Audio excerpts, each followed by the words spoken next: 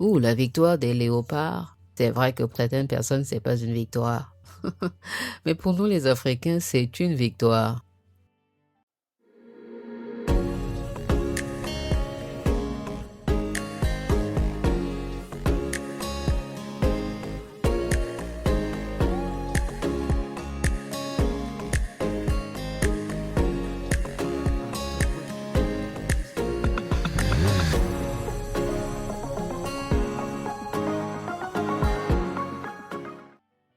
En lingala, on dit Nzambe nangai alongolinga soni.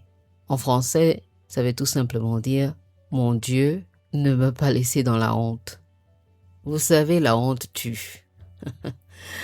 Et même quand tout le monde savait que la probabilité de se battre contre un géant comme le Portugal, et c'est vrai, beaucoup de gens ont dit que c'est pas vraiment le Portugal, mais c'est plus l'acteur principal du Portugal qui est Monsieur Ronaldo.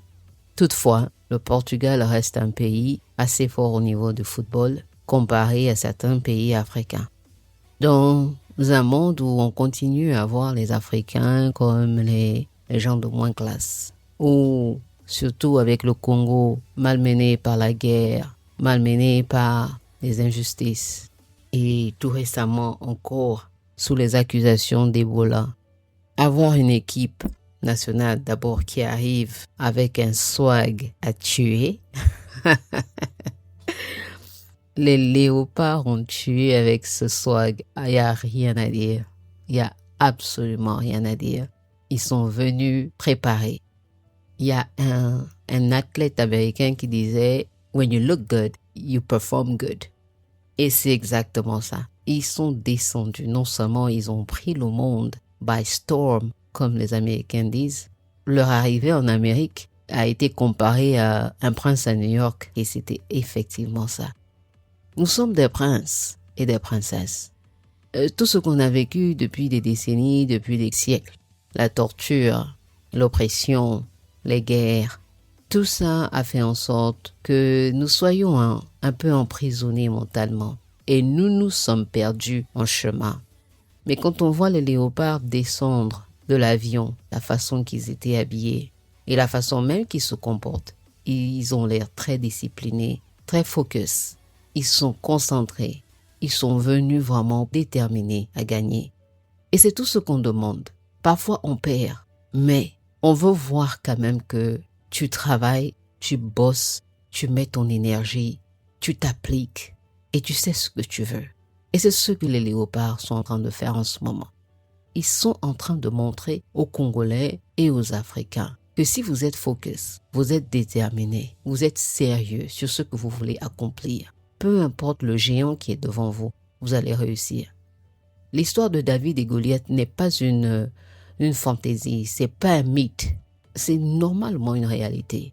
On a tous des Goliaths dans nos vies, mais qu'est-ce qu'on fait le plus souvent? On a peur de ces Goliaths. Oui, le Goliath a tous les avantages, tout, mais on a sûrement une petite pierre quelque part, une petite force quelque part qui peut nous donner le courage d'anéantir ce Goliath, de le mettre à côté, de l'enlever de notre chemin et pour nous d'avancer. Et plus on avance, plus il y en aura d'autres. C'est la vie, c'est comme ça qu'est la vie. Donc après 52 ans, ils atterrissent aux États-Unis, un des plus grands pays au monde, avec une tenue qui fait ravage. Jusqu'en Asie, on a vu les Asiatiques maintenant s'habiller en léopard. C'est incroyable.